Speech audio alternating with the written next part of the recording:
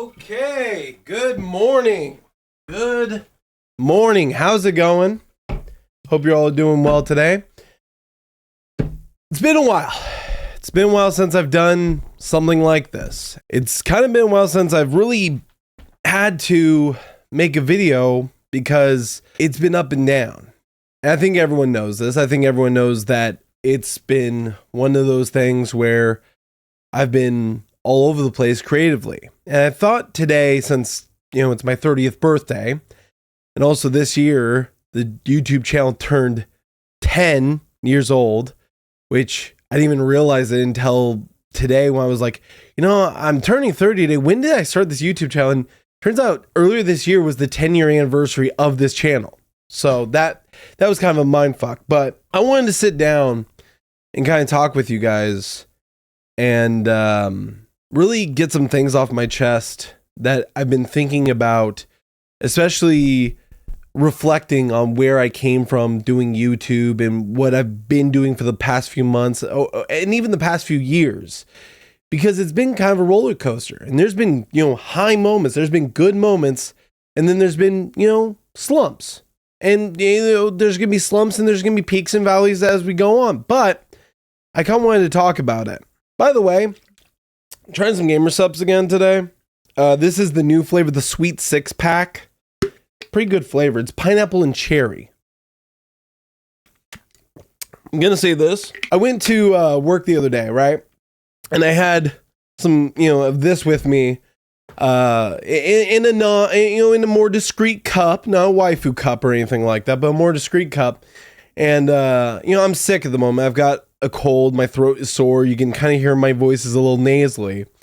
And I walk into the office and my manager knows I drink this stuff. And I've told them about all the different flavors, the guacamole, gamer fart, the titty milk, all that. By the way, Grandpa's Ashes, raspberries and cream. That's the flavor of that. Raspberries and cream. But I walk into the office and he sees, not this cup, but like one of the Gamer Subs cups.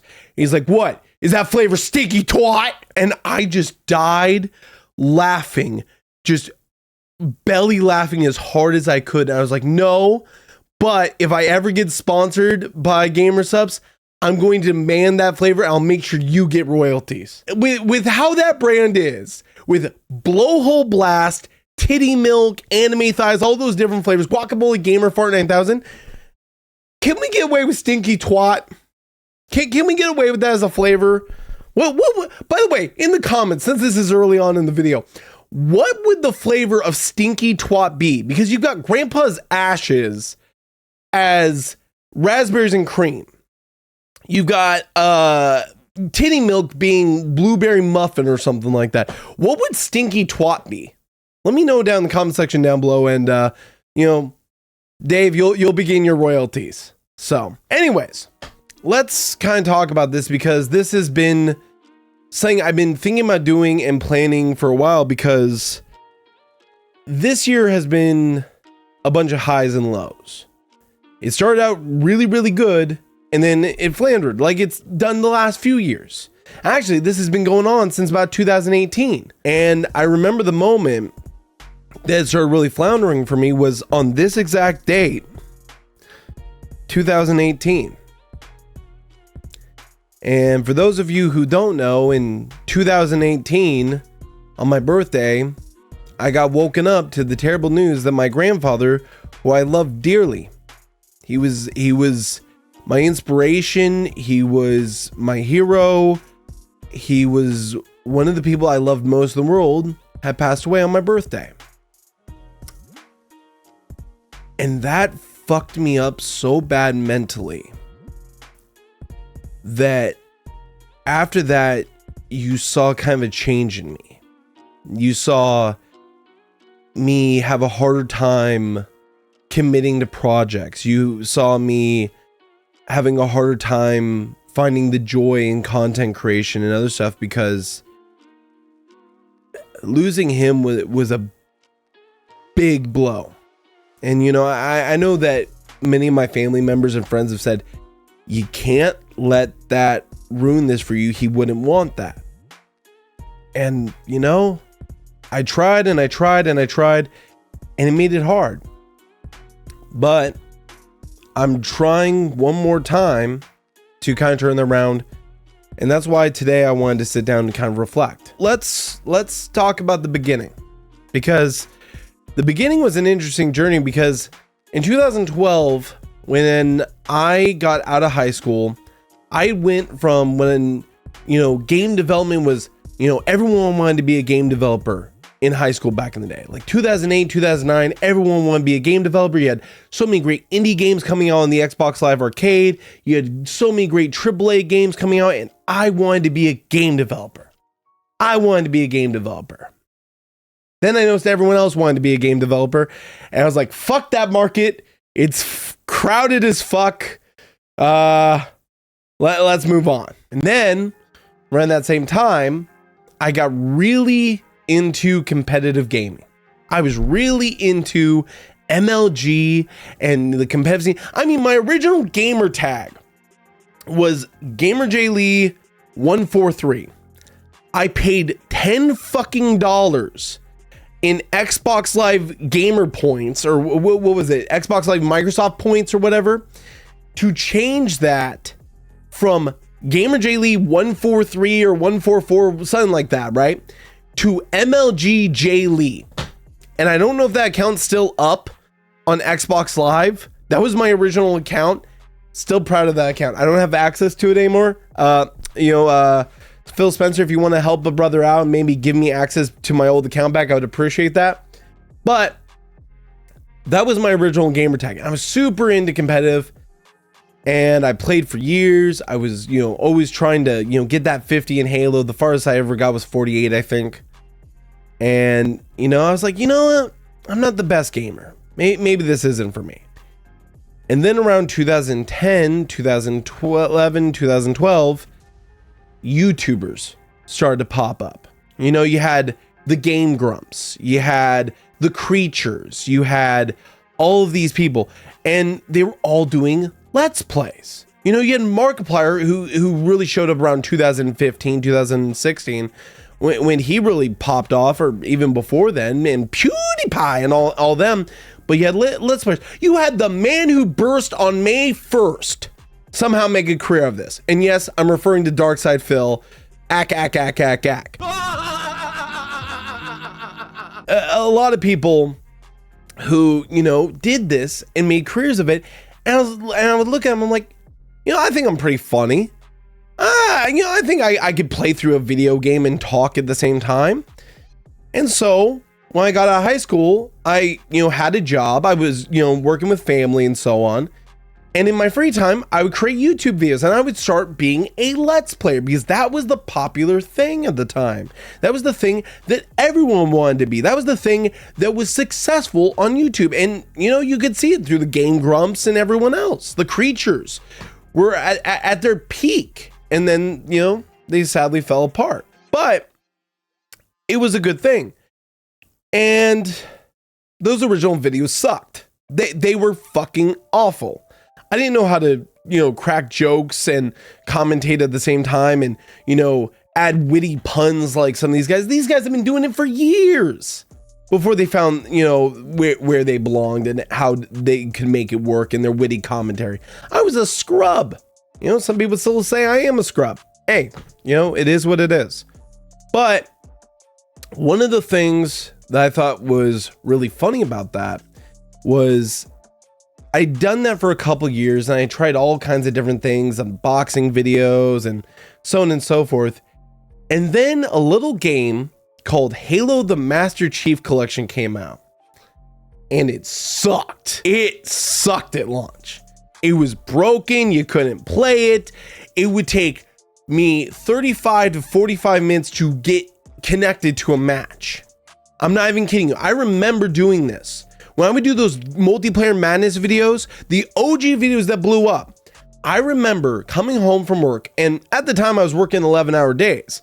I would work from 8:30 in the morning to 7:30 at night, come home, have dinner, and basically, decompress for a little bit, and then go downstairs and boot up Halo the Master Chief Collection, start matchmaking, and basically sit there watching something else until it found me a match, and then I would start the commentary and start the match. But at the time, the Master Chief Collection came out, and it was a complete failure, and it was broken from basically the get-go. And no one wanted to play it, no one wanted to cover it. It was considered a flop. But as updates came out, and I was passionate about Halo, as you all know now, I was thinking, you know, they're gonna try and fix this. They're gonna try and make it good. It might actually work out. And so I started the Multiplayer Madness series. And slowly, numbers started to come in, and people enjoyed it. And here's the thing for me. There was nothing special about those videos. My commentary sucked. My gameplay sucked. I had no face cam, no nothing. But people loved them. People loved the videos. You know, my editing sucked. It probably still sucks now, and we're going to talk about that later. But people loved the videos. People loved my commentary because they could tell I was passionate. I cared about Halo. You know, it was a game series that I was on and off about because I was a big fan from Halo's 1 up until Reach, and then that's where I started to fall off a little bit, and I got bored of the game. And then when we got to Halo 4, I hated it. Then we got to the Master Chief Collection years later. I was like, you know what? I'll give this a shot. And I started doing videos, and they were doing well. And they've amassed a ton of views. So, of course, I finally had found my niche. I finally found what I wanted to focus my channel around. And I had done a number of different videos talking about all kinds of different things, all kinds of different topics. I did interviews with other, YouTubers. I'd done all kinds of things. But then Halo 5 Guardians comes out. And it went from me being kind of, looking at it as, hey, we're heading in the right direction, so on and so forth, to, oh dear God, what is this? And I remember the original beta videos I did, which aren't on this channel anymore, because I was an idiot and I deleted them. I've deleted a lot of old content that I'm not proud of. But I remember playing through the beta, and I was hating it, but I was trying to put a smile on my face as much as I could. I was trying to put a smile on my face and basically say, okay, it's just a beta. I hope this will change. This doesn't feel like Halo at all, but I hope this will change. And I did those videos, and then the actual game came out. And at the time, me and my friend Phil and his friend and, J Spams, aka Jesse, we did a 24-hour live stream of Halo 5 Guardians because it was near my birthday when that came out in October. I think we did it on launch night a few days before my birthday. Actually, when did Halo 5 Guardians come out? I need to remember. I know it was in October. October 27th, 2015. So 3 days prior to my birthday, that game comes out. And it was bad. It was not good. It was content incomplete. The story sucked. And it doesn't matter if you're a classic fan or a modern fan, the story sucked. It was terrible. There was no defending that. The story was god awful. And the one thing I remember was as we're finishing the campaign, we've only played 3, Master Chief missions. And the final mission you're playing is Locke. And I remember the credits rolling and my friend Phil, Exemplary Phil as he was known at the time, behind me because we had 4 different Xboxes set because there was no split screen. But he was behind me and he says, "That's it? That was it? What the hell is that?" And we then proceeded to try and do multiplayer for another, like 18 hours or something like that. And it was god awful. And eventually there was a power outage in my area. Thank God for that. Where unfortunately we couldn't continue the live stream. And then I started seeing all the criticism coming in. And I still tried to make content around Halo 5 Guardians, but I was not into it. And then you started seeing the major divide in the Halo community. You started seeing the separation and the difference of opinions and people actually speaking out about how they felt about Halo 5 Guardians. And that's where you saw the community really started to split between the classic community and the modern community. And at first, I was trying to be in the middle. And it wasn't like I wasn't on the classic community side and, so on and so forth. I preferred the classic community side, but there were some valid points on the modern community side. And at the time, I was trying to be in the middle and say, kind of be the middleman. And I would be on Twitter talking to people and trying to basically, be like, hey, this person's got a valid point. And unfortunately, it was shooting messenger, because as soon as I got involved and I was not taking one side or another, it's either you're with us or you're against us. That was the mentality. And it kind of still is to this fucking day. Let's be completely honest. It still kind of is that mentality in the Halo community. You're either with us or you're against us. And that goes for the modern community. That goes for the classic community. You can't like something that's new. You can't like something that's old. If you do, you're the devil. And that's what it became. So I kind of leaned more towards the classic side because I agreed with them more. And there were times where I disagreed and I would get backlash and I was like, this is fucking stupid. But I still enjoyed Halo. I was still passionate about it. That was the thing. I was passionate about Halo. I was passionate about the community. I was passionate about the world, the characters, the lore. The lore is a big thing for me, as you guys know from my channel and the things I've done over the years. I love story. I love lore. I love all that. That's why I've connected with people like Hidden Xperia and, Kevin Cool and tons of other people that are very lore driven. I adored the lore in the story of Halo, and it made it fun for me to discuss these things. So when things started to really fall apart in 2017-18 and more of the divide kept coming and coming, and there was a lot of bickering, and you had the MCC finally getting beginning to get fixed and so on, I had kind of mentally checked out. I was still like doing the content, but I was miserable. I was fucking miserable. Hold on. I got to take a sip of my drink because I've been going for 18 minutes.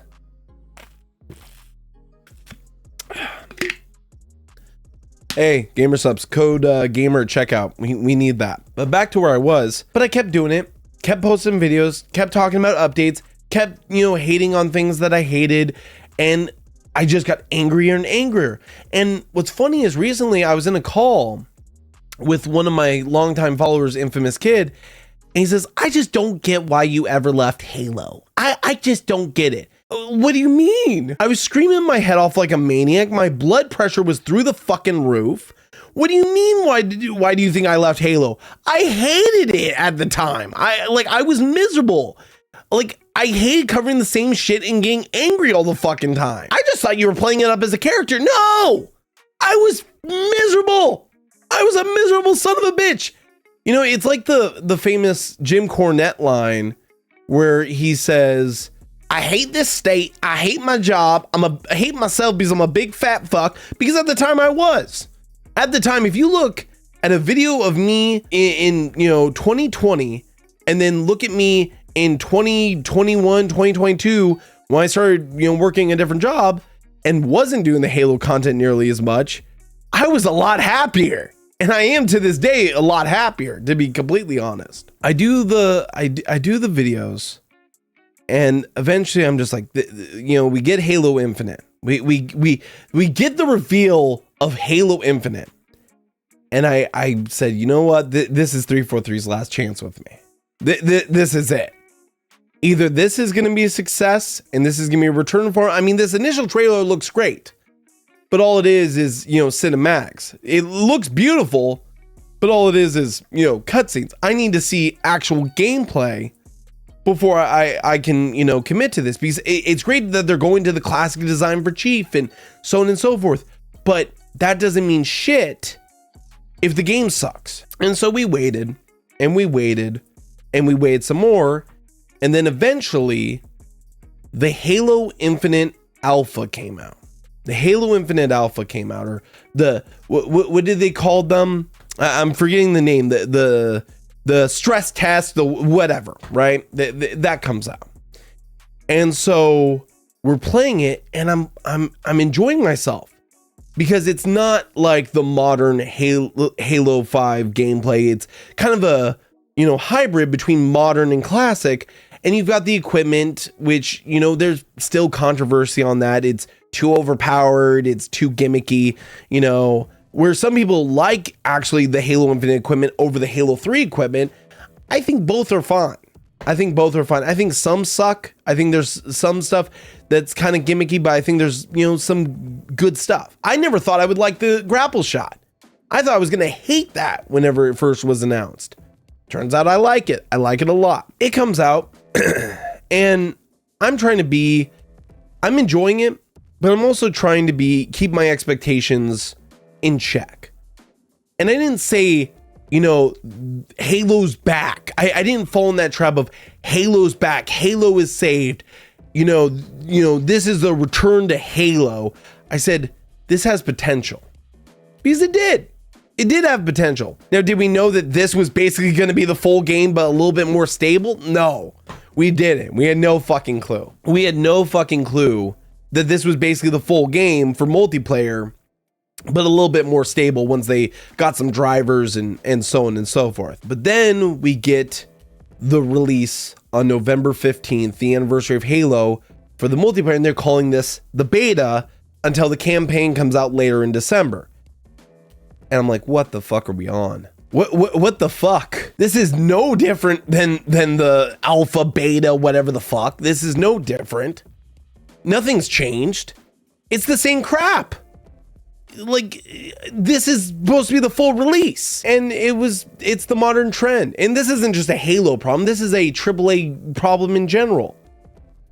Games coming out incomplete, unfinished, and this has been going on for years, all the way back to 2015, maybe even before that, where they come out and they're unfinished, incomplete, and they say, oh, we'll finish it later. Oh, this is coming in a future update. And you know what's funny is, and this is something I gotta point out, right? In other communities, other game, communities, whether it's COD or Battlefield or what, put your games as a service game in the box. But in other communities, it's accepted that it's okay to do this. It's accepted for, things that are considered, mandatory for a franchise to come later as an update. The one thing I'll give the Halo community, they never accepted that. They never were okay with that. They pointed out this feature's missing, this game mode's missing, this, customization is missing. Where's all this stuff? That's the one thing I'll definitely give the Halo community about, is they have grit. They have grit when they believe something is, fucked up. And so I kept covering Halo Infinite for a little while longer. And then I just said, this is it. I'm done. I'm miserable. And at the time, there was another game that I was kind of getting into, thanks to my good friend Tommy C and Verse. And back in 2019, we had the release of Apex Legends, a successor to the Titanfall franchise, which was a battle royale, because battle royales at the time were very popular. But I didn't really like Apex Legends when it first launched. I personally liked the H1Z1 King of the Kills, or the PUBGs, or stuff like that. I was into those battle royales because I like the hyper realistic stuff. So I'm miserable. And I think it was in 2020. Yeah, it was 2020 when I really got into Apex Legends. Before Halo Infinite even came out, I get a message from Tommy C saying, hey, come play Apex with me and Verse. And I'm like, dude, I don't like the advanced movement. I don't like all the abilities and stuff. It's not for me. And I remember his response being like, don't be a bitch, get on. You're a bitch, your friends are bitches. So now it's a fucking challenge. So I get on and I suck. I suck at the game. And you could still say I suck now. I've come a long way, looking at that original gameplay versus now, but I sucked. I was terrible. I didn't know when to revive people. I was reviving them, and Verse and Tommy were screaming at me, what are you doing? Why are you reviving us in the middle of a fight? Because I didn't know what the fuck I was doing. Then it became the challenge of, okay, I'm going to learn this fucking game. I'm going to learn this game, and I'm going to get good at it. And I want to, enjoy this. And as Halo Infinite was coming out, it was doing worse and worse.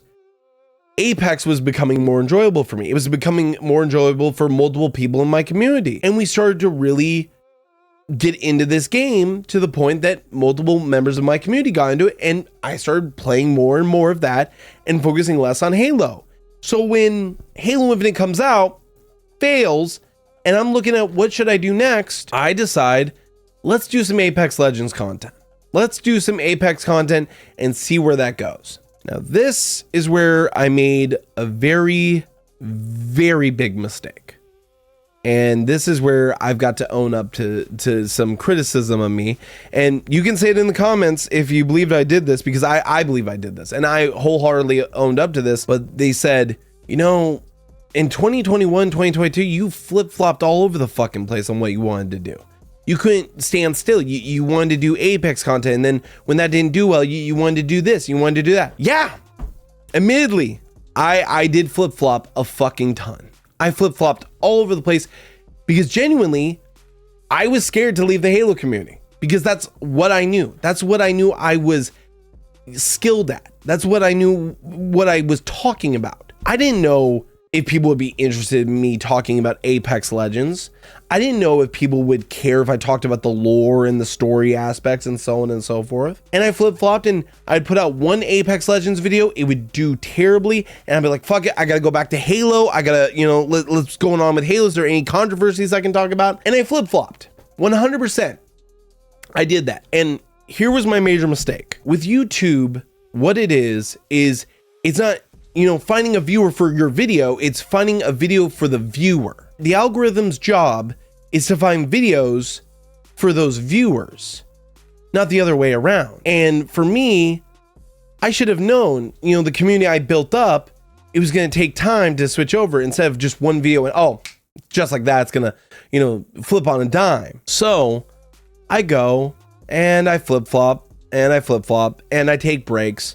And ever since 2018, I've been taking breaks because, again, like I mentioned at the beginning of this video, 2018 is what mentally fucked me up. Was you know, and it's been 5 years. I'm still kind of mentally fucked. But what I was gonna say is, I flip-flopped all over the place.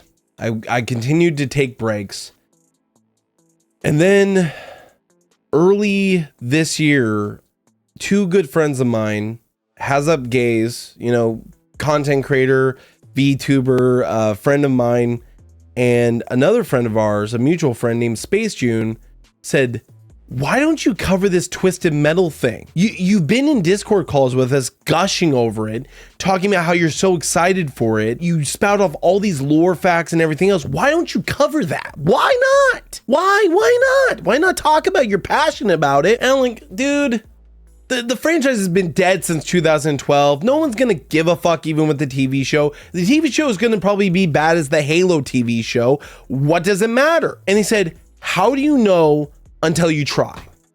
How do you know? I said, okay, so it's a fucking challenge. And I said, you know, we're gonna try this. We're gonna commit to it, and we're gonna try this, and we're gonna see how it goes. And I post one video, and then I post another video because I wasn't committed to Halo anymore. I was just throwing whatever at the wall and saying, fuck it, if it happens, it happens. And it starts growing and growing. The shorts start blowing up. The channel starts gaining subs again. The TikTok's blowing up. The Instagram's blowing up. Everything's blowing up. And eventually it gets to the point where I'm like, oh my God, why did this work where Apex didn't? And then I realized it's because I'm actually committing to this and actually doing multiple videos instead of just doing one video and throwing up my hands and calling it quits. It continued, and I was actually genuinely happy making the content. Now, unfortunately, the life gets in the way.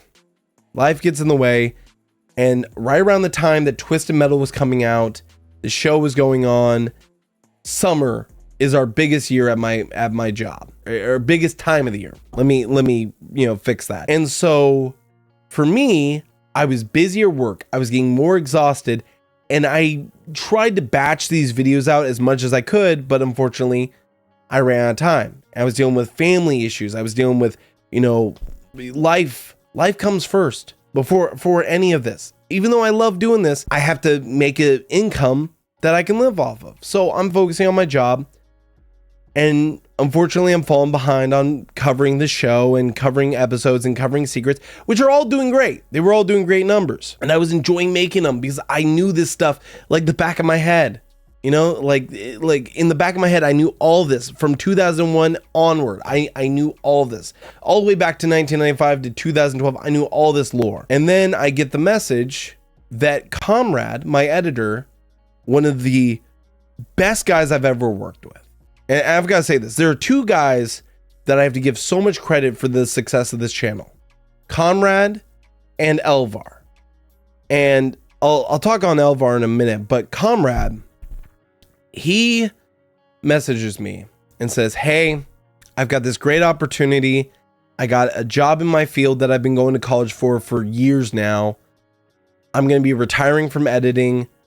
And I'm going to be letting all my clients know that I'm stepping away from editing, at least for the time being, if not for good, and focusing on my career path. And without a doubt, I just said, go for it. In the back of my head, I'm freaking the fuck out because I'm like, oh my God, I haven't edited in 4 or 5 years or something like that.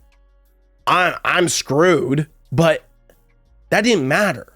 What mattered was my friend had finally got a opportunity that he's been wanting for years. And I'm so proud of him. And I wish nothing but the best for him. And I hope he's killing it. I was just extremely thankful. And I'm always going to be thankful with that. And anyone else who have ever done work with, I'm extremely thankful for. Then you've got Elvar, who's been my thumbnail guy since like 2013, 2014. 10 years I've known this dude. And he's been doing thumbnails for me. And, you know, he's the guy who catches the eye. That's the phrase. I just came up with that off the rip. The guy who catches the eye. The guy who you get your first look at what, you know, this video is about. He's the one that catches your attention. You know, my title can do a good job drawing you in. But if his thumbnail catches your eye, that's what gets you. Then you got the editing. Then you got the content. And it was a good trifecta. And now I got to take responsibility. I got to, you know, saddle up and learn how to do this stuff myself. Because at first I was editing my own stuff for years. You know, from 2012, 13, whenever I started this channel. Let me get you an exact date. Hold on. I started this channel on September 26th, 2013. I started it a little over 10 years ago to this day. So 10 years and a month ago, I started this YouTube channel. And I've been working with Elvar since I think 2014, but we had known each other beforehand through mutual friends. And we vibed, and he's been my thumbnail guy ever since. And I've never wanted, you know, to change up because like he gets it. He gets the idea. But now we're in 2023 and I'm 30 years old as of today. But what does that mean? What does that mean for me as a content creator? What does that mean for me as a streamer and so on and so forth? There's a lot of things that have been going through my mind over the past few months about, you know, stopping doing this.